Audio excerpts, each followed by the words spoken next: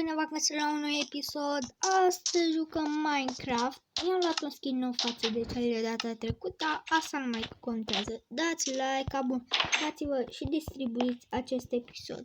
Am decis să mergem în deșert. Și da, din păcate eu nu am găsit templul. Că eu m-am obișnuit ca normal să găsesc templul înainte de sat. Că la mine normal spawna un templu în fața satului. Dar astăzi n-am mai avut norocul acela. Pe o altă hartă de single player a mea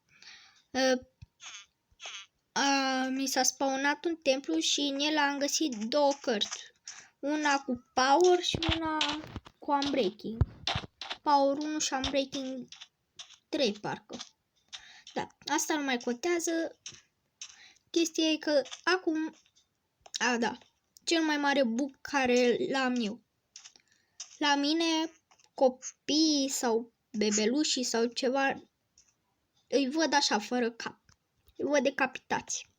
Dar în rest, adulții îi văd cu cap. Hai să vă arăt un villager. Deci, bebe villager, îl văd fără cap.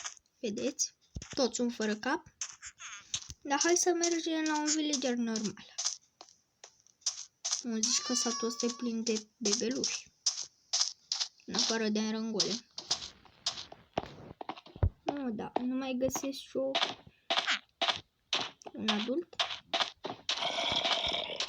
În afară să aud un zombie. Care cred că e în spatele meu.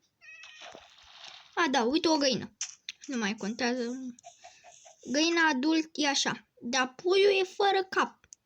Dar găina adultă e cu cap. Da, n-am explicație la bug-ul ăsta. Da, uite un villager. Deci puiul de villager n-are cap. Da, uite-ți-vă și voi la năsuțul ăsta. Are cap. Asta e cel mai ciudat bug din 2020. Ok. Așa îl bug. Mâncarea face așa. Și toate obiectele fac așa. Am să pun o mică pauză. Mă duc să bat Iron Golem-ul și revin după ce l-am bătut.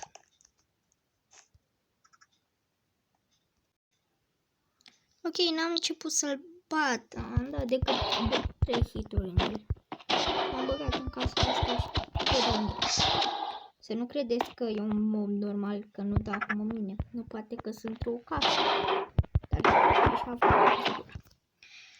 Și hai să vă zic o chestie. În Minecraft o să se bage un mob care în golem dă mai înalt și foarte agresiv. E orb. Mobul acesta aude foarte mult. Dacă vine după tine, da, dacă mergi pe fața lui, nu te vede. Sau dacă faci un zgomot, te vine după tine. Dar dacă mergi pe fața lui să pleci în liniște, nu o să-ți facă nimic. Pentru că e orb. Da, și poate ați observat, am pierdut un carpe, dar nu știu unde sunt. Așa, alte buguri. Măcar l-am bătut. Alte buguri. Eu, uneori, când mă bag pe o hartă, creez o hartă, uneori mi se spawnează o armură de gold enchantată pe mine. Ziceți-vă că nu e ciudat. Da. O să luăm 2 paturi. Mâncărica asta înluată, 25 de morcovi. Da, eu nu replantez, că practic villagerii replantează. Da. Acum v-am explicat ce mob va veni și bugurile mele. Foarte creepy. Am zis că a venit Herobrine la mine și dă armură de gold enchantată când intru pe o hartă nouă. Da. Luăm toată mâncărica de aici și ne punem să craftăm. Bine, nu să craftăm, să ne luăm lemne. Avem 0 lemne. Dar noroc că mereu într-un sat de ăsta ai lângă tine și o savană. Hai să alergăm.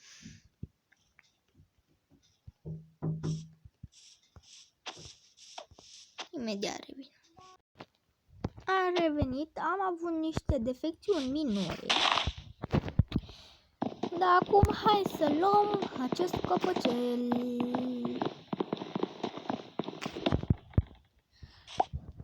O să dureze ceva. La partea asta mai bine ați da cu repezitorul. Bine, zic eu dacă sunteți pe laptop, că dacă sunteți pe telefon nu prea aveți cum.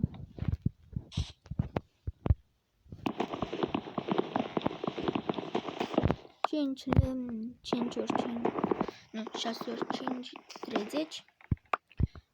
35 lemn, stoc, nu stocat, făcut.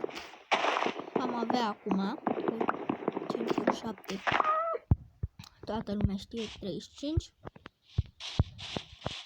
Ok, 40 de lemn stocat am avea.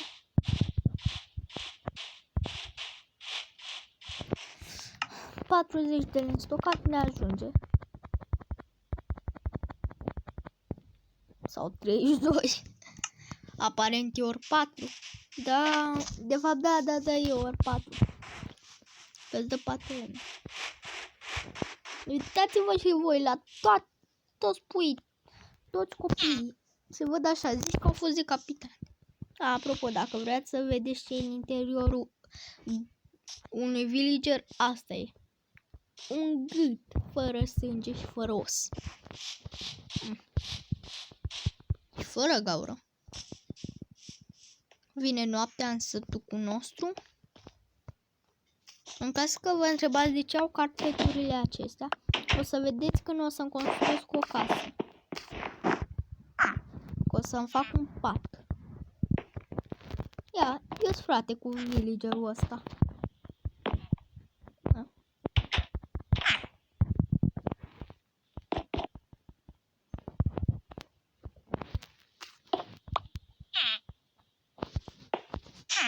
Gata, a sfârșit. M-am culcat și eu lângă villager.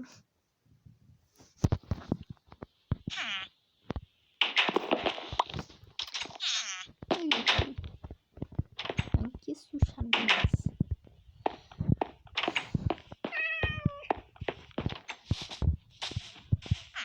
Lama.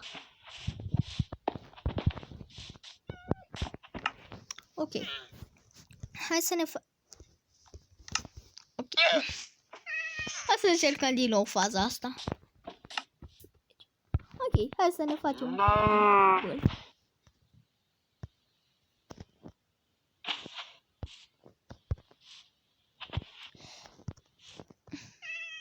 Ia, dacă aveți și voi Minecraft, ziceți-mi de pe ce jucați.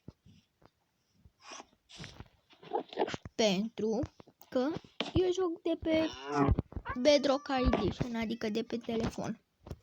Scrieți în comentarii voi de pe ce jucați Minecraft, dacă aveți.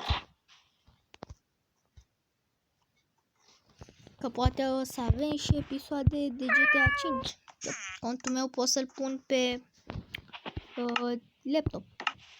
Pot să-l mut pe laptop, ca și laptop. Mi-ar fi milă să-mi fac de-alea de iron, unelte de iron.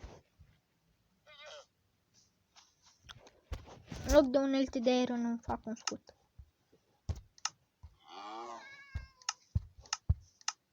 Stai, cum adică? Credeam că pot să fac. Ne facem decât un pickaxe.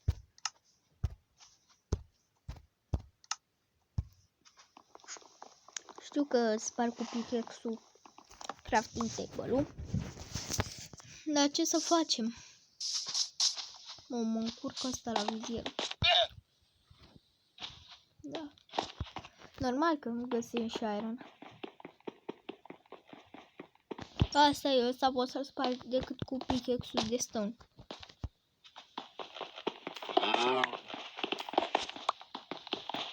Ok. la acest episod o să ne facem o casă și pe episodul viitoare mai vedem. Dați-mi nume în comentarii cum vreți să se numească harta. Da, pe bune, chiar să ziceți. Că eu nu i-am dat nume, nu nimic.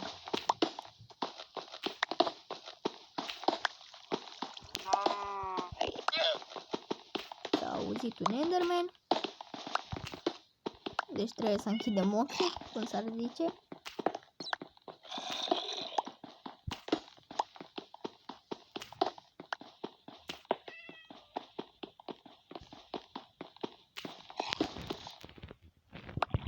Ok. Niște lame se scuipă. Acum, ce urmează să facem noi?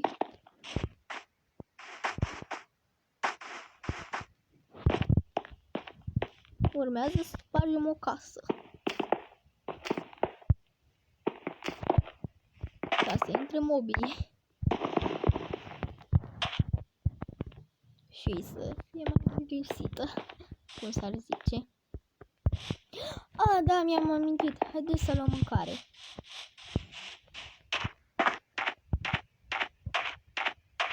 În caz că vă întrebați de unde, o să vedeți. Da, bidun.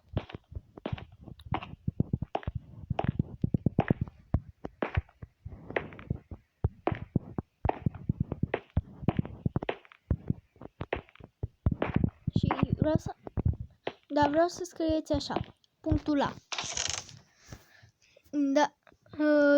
Dați nume pentru harta asta. Punctul B. Să îmi ziceți ce vreți să construim pe ea. Și punctul C. Să-mi dați voi mie o idee ce să fac când mă duc în end. Gen, să umplu endul cu apă ca să omor toți endermenii. Să pun TNT-uri la acolo unde vine dragonul, să-l omor doar cu TNT-uri. Sau să am decât un scut și un stick și să bat dragonul. Vă rog eu să nu ziceți pe asta cu scutul și cu stick-ul. Zici că cercetași, că merg în aceeași direcție. Vedeți acolo pui de villager cum merg în aceeași direcție? Dar de ce merg în aceeași direcție? Și uite încă unul mic. Uitați-vă la ăla mic. Ia, haideți să ne rupem un picior. Și... Au, mi-a rupt un picior. Mi-a rupt un picior. Dar nu-i bai. Da, mai nu... Itemele din Minecraft au o denumire foarte lungă. Și de ce nu să luăm și noi asta? Și să-mi ziceți în ce biomuri vreți să călătorim. Ca acum suntem în deșert, am fost în aia. Nu mai știu cum se zice, în savană. Să-mi ziceți în ce vreți să ne mai ducem. Eu fac.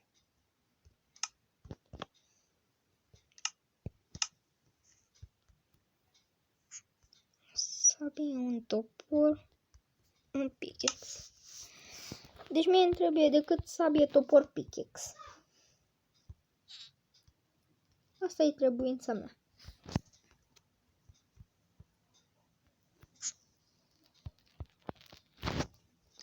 Și gata. Toporul o să ne folosim de el în momentul acesta.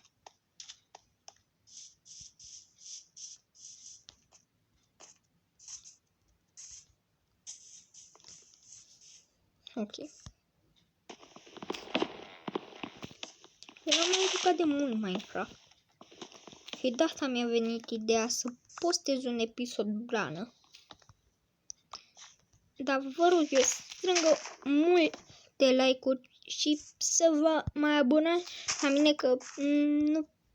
că nu prea am abonați. Am cam 8 abonați și cele mai multe like-uri ale mele au fost 13. Deci vă rog eu foarte, foarte mult. Haideți. Gata, mi-a venit altă idee. Ziceți punctul D în comentarii, idei de design.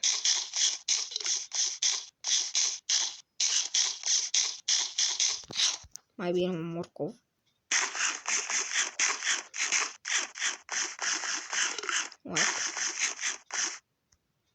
Ok, asta a fost un pic ciudat. Deci să nu purtați căștile la acest episod. În continuare.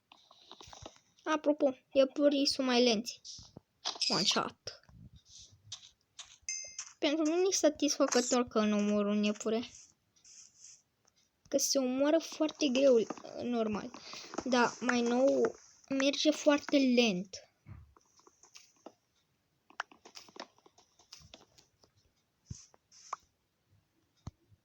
Și asta e de bine.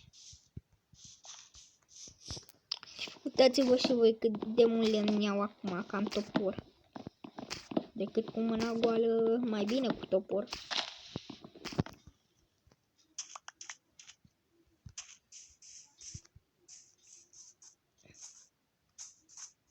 Ok. Vedem cât lemn ne dă. Cât lemn ne dă. Un stack și 45. Frumos, revin când... Ok, m-am decis să facem episodul în continuare împreună. În loc să o facem singur casa. Așa, apropo. Mai nou ăștia nu-ți mai dau tridentul. Și nu mai sunt agresivi, da. Decât dacă intri în apă. Sunt agresivi decât dacă intri în apă. Vedeți? Am minte de copil mic. Mori. Dar voi ați zis că zice fire. Și uite că nu.